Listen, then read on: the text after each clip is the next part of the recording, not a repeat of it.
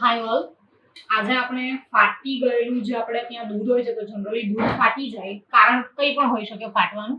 તો દૂધ ફાટી જતું હોય તો આપણે લોકો એને જવા દેતા હોઈએ છીએ. પણ હું તમને જણાવી દઉં કે ફાટેલા દૂધમાંથી આપણે લોકો પનીર બનાવીને પનીર ભુરજી છે કે પછી પનીરમાંથી આપણે સમોસા વગેરે પનીરવાળા બનાવી શકીએ કે પનીર બટર મસાલા કંઈ પણ બનાવી શકીએ છીએ. બરાબર છે.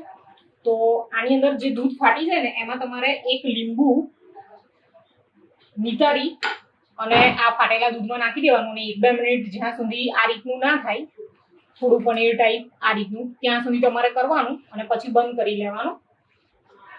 અને લીંબુ તમારી પાસે અવેલેબલ ના હોય તો તમે લોકો વિનેગરનો પણ યુઝ કરી શકો છો. 2 ચમચી, પહેલાં 1 ચમચી નાખીને જોવાનું અને પછી લાગે જરૂર કે હજુ બહુ છૂટું નથી પડ્યું પનીર જેવું તો તમારે બીજી ચમચી નાખવાની.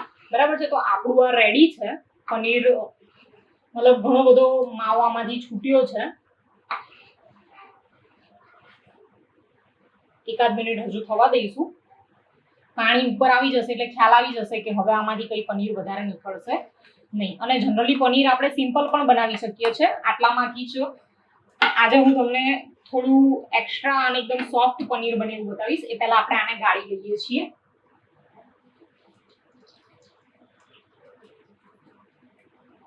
તમે જોઈ શકો છો કેટલું બધું પનીર બન્યું છે આમાંથી.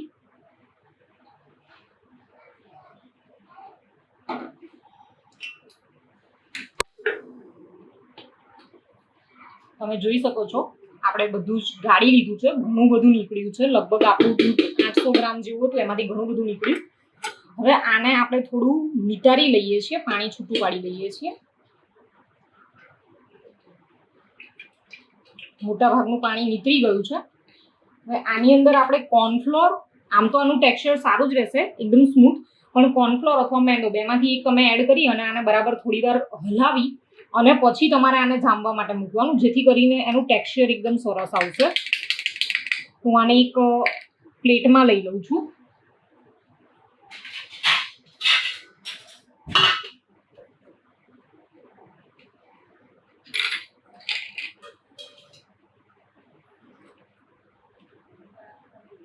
અત્યારે હજુ ગરમ જ છે એટલે આપણો મેંદો કે કોર્નફ્લોર જે કંઈ પણ છે એ સરસ રીતે આની અંદર મિક્સ થઈ જશે.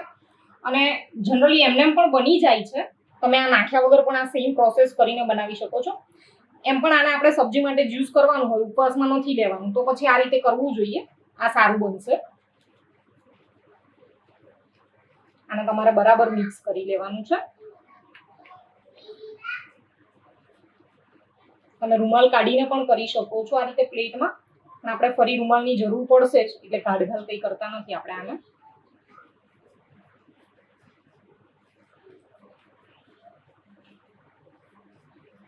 તો બરાબર મિક્સ કરી લીધો છે આપણે મેંદાને આમાં.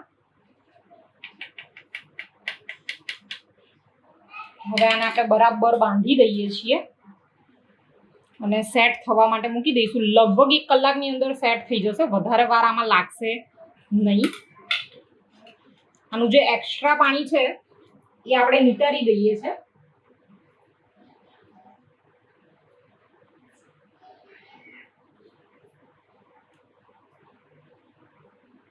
જનરલી અને આપણે કોઈ ગ્લાસમાં કે એ રીતે થોડું ઊંચું લટકાવી દઈએ તો પણ પાણી નીતરી જશે, પણ એમાં થોડી વાર લાગશે. એના કરતાં આપણે આને બરાબર અત્યારે જ નિતારી લઈએ છીએ. ગરમ તો છે પણ એટલું ગરમ નથી.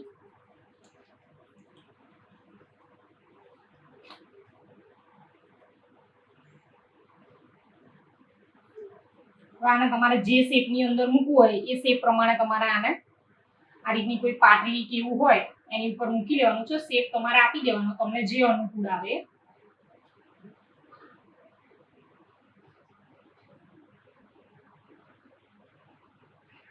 સેટ થઈ જશે પછી આપણે એને કટ કરી લઈશું.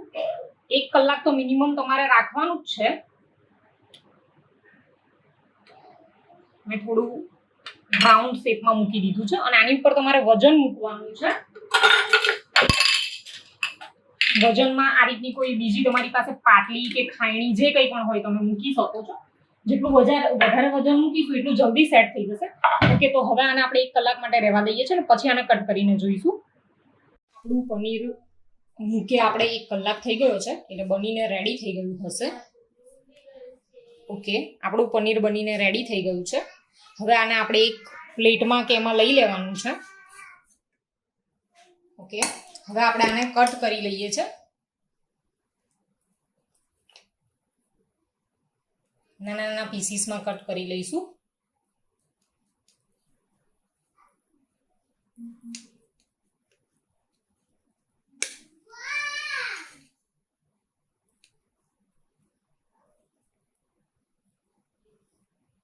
તમે જોઈ શકો છો આપણું પનીર બનીને રેડી છે અને એકદમ સોફ્ટ પણ છે. તમે જોઈ શકો છો મેં આના નાના નાના પીસીસ અત્યારથી જ કરી લીધા છે કારણ કે આપણે આમાંથી પનીર બટર મસાલા બનાવીશું.